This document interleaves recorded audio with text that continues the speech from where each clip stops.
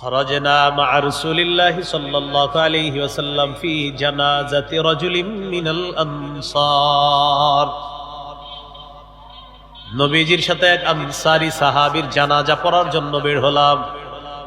হাত্তা তাহাইনা ইলাল কবরি ওয়ালাম্মা ইউলহাদ, যাইতে যাইতে কবর পর্যন্ত পৌঁছে গেলাম, যে কবরের মধ্যে এখনো লাশ রাখা হয় নাই। কবরের কাছে যাওয়ার পর আল্লাহ নবী অনেক মানুষ দেখলেন, দেখার পর বললেন আলা মা ইজতামা আলাইহি হাউলা, আচ্ছা এখানে এত মানুষ কেন? নবীজি বললেন, সাহাবীরা বললেন আলা কবরিন ইয়াহফিরুনাহু ইয়া রাসূলুল্লাহ, হুজুর একটা কবর খনন করা হচ্ছে, এই কারণে মানুষ। দেখেন নবী কি করলেন, নাইমা মানুষকে বল, এই সরো দেখি তো কি হয়েছে। এইভাবে নবীজি নিজে মানুষকে এইভাবে করতে করতে ঠিক কবরের সামনে চলে গেছে। যাওয়ার পর জাসা আলা রুকবাতাইহি, হাঁটু দুইটা মাটিতে ফালায়া, হাঁটু দুইটা গেড়ে মাটিতে বসে গেছে।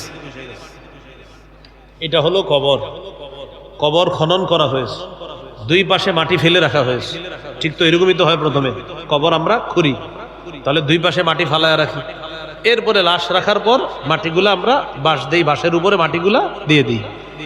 নবীজি কি করলেন, সামনে গিয়ে ওই মাটি রাখা এটার সামনে হাঁটু গেড়ে বসে গেলেন। হাঁটু গেড়ে বসার পর রাসূল সাল্লাল্লাহু আলাইহি ওয়াসাল্লাম কি করা শুরু করলেন, ফাবাকা, কান্না শুরু করছে। এবার দেখেন তো নবীজি কবরের এক পাশে বসা, এবং কবরের পার কি একটা হয় না, দুইটা। সাহাবী অপর পারে গেলেন দেখার জন্য নবী কি করে। সাহাবী আরেক পারে গিয়ে বললেন, আমি তাকায় দেখলাম নবীজি এমন ভাবে কান্না করতেছে, হাত্তা বাল্লাত তারা মিন দুমুইহি, চোখের পানিতে আল্লাহ রাসূল সাল্লাল্লাহু আলাইহি সাল্লামের সামনে যে মাটিগুলো আছে মাটি ভিজে কাদাযুক্ত হয়ে গেছে। এরপর পাশে গিয়ে বসছে, হাতে একটা লাঠি আছে, নবীজি সাল্লাল্লাহু আলাইহি সাল্লামের হাতে একটা লাঠি। সাহাবায়ে কেরাম বলেন, নবী বসলেন, আমরাও বসলাম। কাআন্না আলা রুসিনা আত-তাইর, আমাদের মাথার উপর যেন একটা পাখি বসা, আমরা গিয়ে বসলাম, নবীজিও বসলেন। নবীজির হাতে একটা লাঠি, ইয়ানকুতু বিহি ফিল আরদ, লাঠি দিয়ে এইভাবে জমিনে আঁকা আঁকি করতেছে, নিচের দিকে তাকায় দিছে। হঠাৎ আল্লাহ নবী মাথা উঠাইলেন, উঠানোর পর আল্লাহ নবী কবরের দিকে তাকায় বললেন, ইস্তাইযু বিল্লাহি মিন আযাবিল কবরি মাররাতাইনি আও সালাসা। নবীজি বললেন, তোমরা কবরের আযাব থেকে পানা চাও, তিনবার অথবা দুইবার এই কথাটা বললেন, তোমরা কবরের আযাব থেকে পানা চাও। আরেক বর্ণনায় আল্লাহ নবী বলেন, লিমিসলি হাযা ফাআইদ্দু, হে মানুষ তোমরা এই জায়গাটার জন্য তোমরাও প্রস্তুতি নাও। কবর দেখায় বলতেছে, হে ভাই সব, এবার ঠিক বলছে এটা, ইয়া ইখওয়ানি, হে ভাই সব, লিমিসলি হাযা ফাআইদ্দুহু, এই যে জায়গাটার জন্য তোমরাও প্রস্তুতি নাও। আজকে যেমন তোমাদের এক ভাইয়ের জন্য এরকম কবর করলা, আগামীকাল তোমার জন্য করা হবে, প্রস্তুতি হও, প্রস্তুতি নাও। তো রাসূলুল্লাহ সাল্লাল্লাহু আলাইহি সাল্লাম এই কথা বলার পর এবার নিচের দিকে এইভাবে মাটি দিয়ে, আপনার যখন এইভাবে মাটিতে আঁকাকি করলেন, মাথা উপরের দিকে উঠায়া বললেন, ইস্তাইযু বিল্লাহি মিন আযাবিল কবরি মাররাতাইনি আও সালাসা। নবীজি বললেন, তোমরা কবরের আযাব থেকে পানা চাও, দুইবার বা তিনবার বললেন। এরপর আল্লাহ নবী বলেন, ফাইন্নাল আবদাল মুমিনা ইযা কানা ফি ইনকিতাইম মিনাদ দুনিয়া ওয়া ইকবালিম মিনাল আখিরাহ।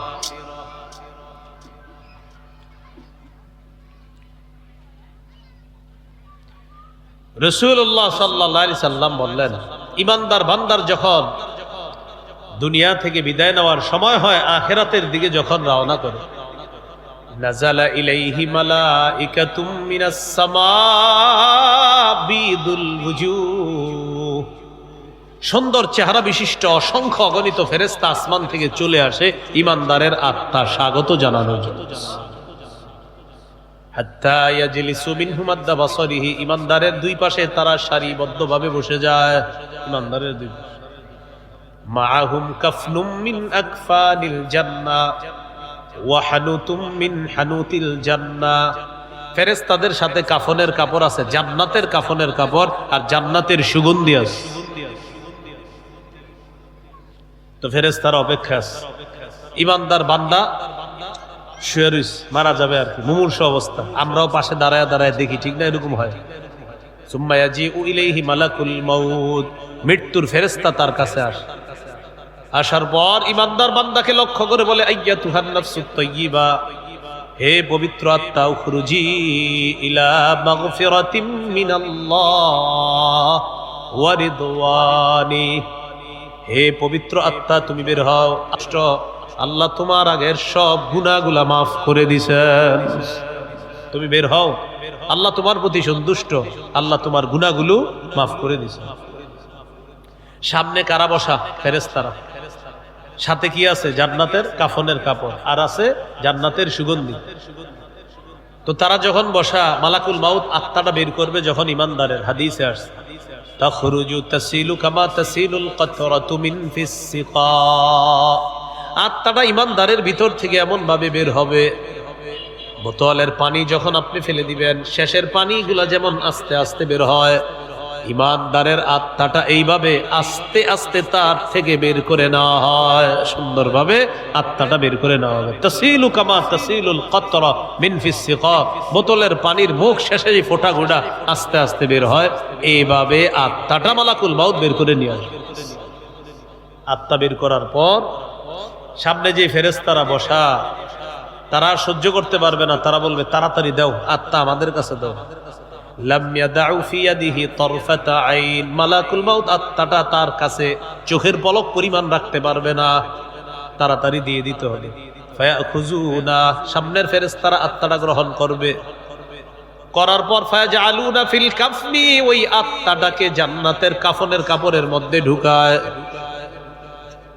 কাফনের মধ্যে রাখার পর পেঁচায়, পেঁচানোর পর সুগন্ধি দিয়ে কাফনের কাপড়টার উপরে লাগায় দেওয়া হয়।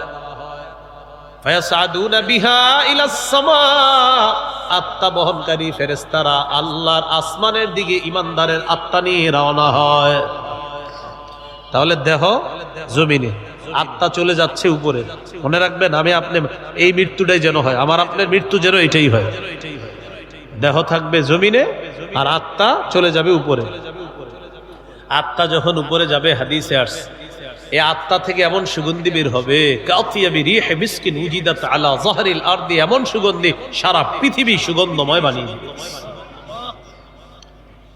এখন আত্মা বহনকারী ফেরেশতারা যখন রওনা করবে উপরের দিকে, ফায়ামুরুনা বিহা আলা মালাইম মিনাল মালাইকাতি ইয়াকুলুনা মা হাদিহির রূহুত তাইয়্যিবা, ফেরেশতারা যখন আত্মা নিয়ে যাবে, অন্যান্য ফেরেশতারা বলবে এই আত্মাটা কার? পবিত্র আত্মা কোথায় নিয়ে যাও তোমরা?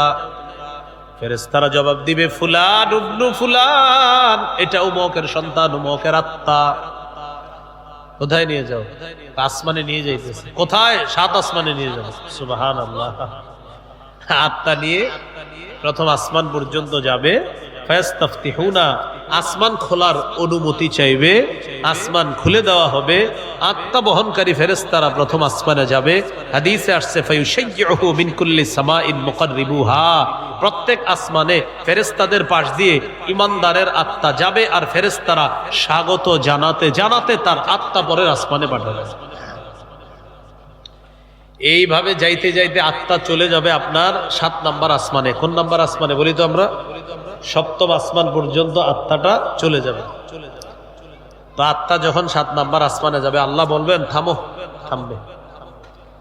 এবার আল্লাহ তাআলা বলবেন, উকতুবু কিতাবা আবদি ফি ইল্লিয়িন, আমার বান্দার আমলনামা ইল্লিয়িনের মধ্যে লিপিবদ্ধ করে দাও। 3টা অংশ মনে রাখবেন। দেহ দুনিয়ার মধ্যে, আত্মা চলে গেল 7 নম্বর আসমানের মধ্যে, আর আমলনামাটা ইল্লিয়িনের মধ্যে লিপিবদ্ধ করা হলো। আমলনামা ইল্লিয়িনের মধ্যে, আত্মা 7 নম্বর আসমানে, দেহ দুনিয়ার মধ্যে। দেহ আমরা দাফন করে দিলাম, দেহটা কবরের মধ্যে রাখার পর আল্লাহ বলবেন আত্মাটা নিয়ে যাও ইমানদার বান্দার শরীরের মধ্যে, আবার আত্মাটা ঢুকায় দাও। তুআদু রূহুহু ফি জাসাদিহি কামা কান, আত্মা তার শরীরে ফিরিয়ে দেওয়া হবে কবরের মধ্যে, তার দেহে আত্মা দেওয়ার পর। ফায়াতিয়ানিহি মালাকান, 2 জন ফেরেশতা তার কাছে আসবে। আসার পর ফায়ুকাইদানিহি, তাকে বসাবে। বসানোর পর প্রশ্ন করবে, মার রব্বুকা, তোমার রব কে? বান্দা জবাব দিবে রব্বি আল্লাহ, আমার রব হলেন আল্লাহ। বলেন রব কে? দুই নম্বর প্রশ্ন, আমা দীনুকা, তোমার ধর্ম কি? বান্দা জবাব দিবে দীনি আল ইসলাম, আমার ধর্ম হলো ইসলাম। তিন নম্বর প্রশ্ন, আমান হাদার রাজুলুল্লাযী বুইসা ফীকুম, এই মানুষটাকে চেনো যাকে তোমাদের মাঝে প্রেরণ করা হয়েছে?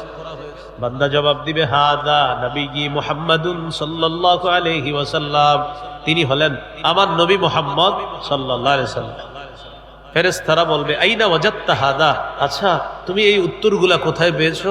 তখন ওই বান্দা বলবে ক্বরাতু কিতাবাল্লাহ, আমি আল্লাহর কোরআন পড়েছি, কোরআন ওয়ালাদের সাথে থেকেছি, সেখান থেকে এই প্রশ্নের জবাবগুলো আমি পেয়েছি। তো ইমানদার যখন তিন প্রশ্নের সুন্দর সুন্দর জবাব দিবে, ফায়ুনাদি মুনাদিম মিনাস সামা আন সাদাকা আবদি, আসমান থেকে আল্লাহ তাআলা ঘোষণা করবেন, হে ফেরেশতারা আর প্রশ্ন করার দরকার নাই, আমার বান্দা যা বলছে আমি আল্লাহ সত্যায়ন করে দিলাম, আমার বান্দা সত্য কথা বলছে। এখন বলেন তো আমরা তাকে শোয়া আসছি কিসে? মাটিতে। বলেন কিসে? কয় কাপড়ে? পুরুষ হইলে 3 কাপড়, মহিলা হইলে কয়টা? হ্যাঁ 5 কাপড়। বলেন না কয় কাপড়? পুরুষ হইলে 3টা। হ্যাঁ, তো এই মাটির মধ্যে আমরা রেখে আসছি। তো আল্লাহ তাআলা বলবেন আফরিশুহু মিনাল জান্নাহ, আমার বান্দার কবরে জান্নাতের বিছানা বিছায় দাও। ওয়া আলবিসুহু মিনাল জান্নাহ, বান্দার শরীরে জান্নাতের পোশাক পরায় দাও। ওয়াফতাহু লাহু বাবান ইলাল জান্নাহ, কবর থেকে জান্নাত পর্যন্ত একটা দরজা খুলে দাও, পকেট দরজা খুলে দাও, এই দরজা খুলে দেওয়া হবে। ফায়াতিহা মিন রিহিহা রাউহিহা ওয়া তিবিহা, জান্নাতের নাজ নেয়ামত সুগন্ধি তার কবরের মধ্যে আসতে থাকবে। হাদিসে নবী বলেন ফায়ুফসাহু লাহু ফি কবরিহি মাদ্দা বাসরিহি, তার কবরটা তার চারদিকে নজর যে পরিমাণ যায় এই পরিমাণ পর্যন্ত কবর প্রশস্ত করে দেওয়া হবে।